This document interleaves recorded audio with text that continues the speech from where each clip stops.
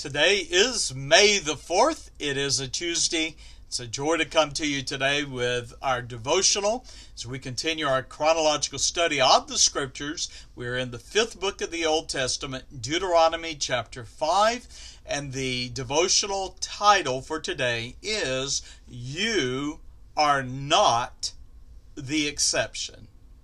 Let's pick up our study in Deuteronomy chapter 5. Now, Deuteronomy 4 marked the end of the first oration of Moses to Israel. Now remember, this is the generation that is going to go into the promised land. This is the generation, most of whom have been born in the wilderness. And so Deuteronomy chapter 5 now brings us to the second oration, the second speech, the second challenge to that generation that will go into the promised land. And so we read in Deuteronomy chapter 5 and verse 1 that Moses called all Israel, and he said unto them, Hear, O Israel, the statutes and judgments which I speak in your ears this day, that you may learn them and keep and do them.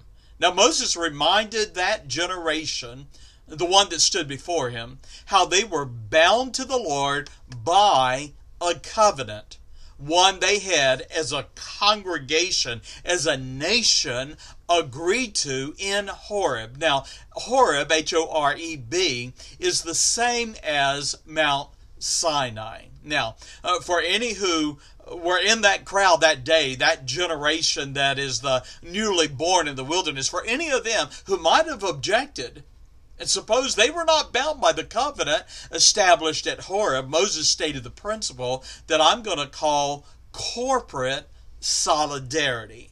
And he said this in Deuteronomy 5 and verse 3.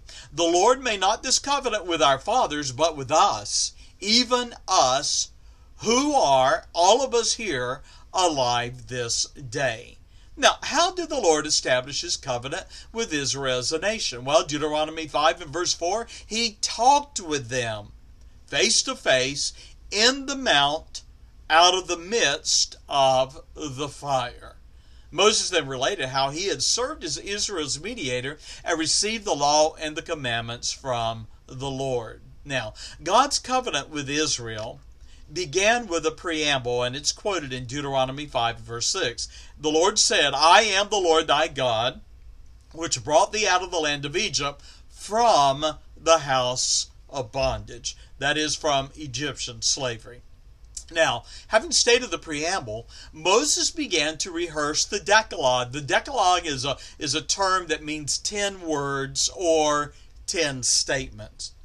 Those 10 statements you would better know as the 10 Commandments. And so Moses begins to restate for this new generation the commandments that had been given to their forefathers in the book of Exodus chapter 20. Now, I'm not going to go into each of the 10 commandments because we've studied that in an earlier devotional, and I invite you to go back and look at that. You can go to heartofashepherd.org, go to this devotional on Deuteronomy 5, and it'll link you to the previous devotional. But I do want to say this, even though I'm not going to cover each of the 10 commandments, don't overlook this fact. They have historical and spiritual significance, not only for Israel, but for you and for me. Okay, now, after reviewing the commandments, Moses shared the means by which they were imparted to Israel. Deuteronomy 5 and verse 22, the Lord's Spirit had descended upon Horeb, or known as Mount Sinai, and he spoke unto the assembly, the congregation, the children of Israel, in the mount out of the midst of the fire, of the cloud, of the thick darkness, and it was a great voice. We hear in other passages that it was the voice like thunder. Now, the verse says in Deuteronomy 5, verse 22, that he added no more. And he wrote the 10 commandments in 2 tables of stones and delivered them to Moses. Now, the people, as we know from Exodus 20, the people have been terrified at the sight, described in Deuteronomy 5 and verse 25, for the mountain did burn with fire, and the voice of the Lord was heard like a rumble of thunder.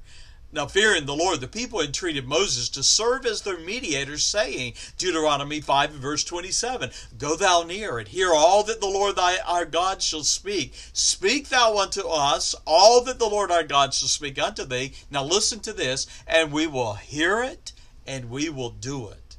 Now that is the covenant. The Lord agreed to the people's request. He commended them, saying in Deuteronomy 5 and verse 28, Oh, that there were such a heart in them. That is a perpetual heart, that they would fear or revere the Lord and keep all of his commandments always, that it might be well with them and with their children forever. And what a wonderful aspiration.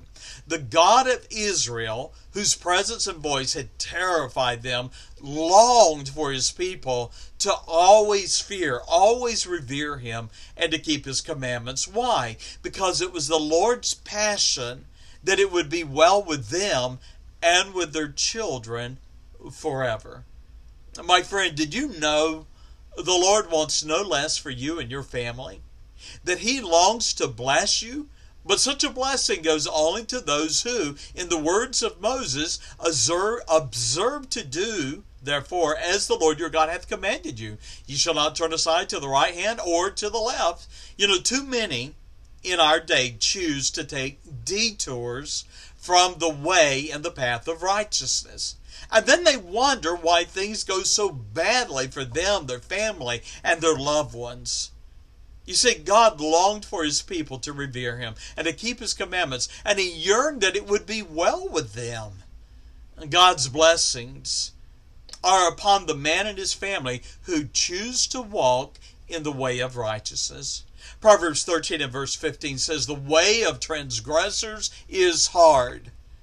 But we go on and we read, But the man who is blessed is one who, Psalm 1 and verse 1, walketh not in the counsel of the ungodly, nor standeth in the way of the sinners, nor sitteth in the seat of the scornful.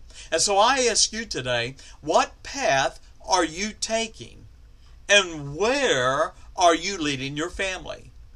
Remember Psalm 1 and verse 6, The Lord knoweth the way of the righteous, but the way of the ungodly shall perish. My friend, I urge you to understand, you will not be the exception. God longs to bless you, but you must choose him and walk in righteousness. Reject the Lord, reject his forgiveness, his salvation that is in Jesus Christ, and you walk a path that ultimately leads to hell for all eternity. Choose the way of the Lord. God bless. Have a great day, and I pray that this has been a great challenge to you. Bye-bye.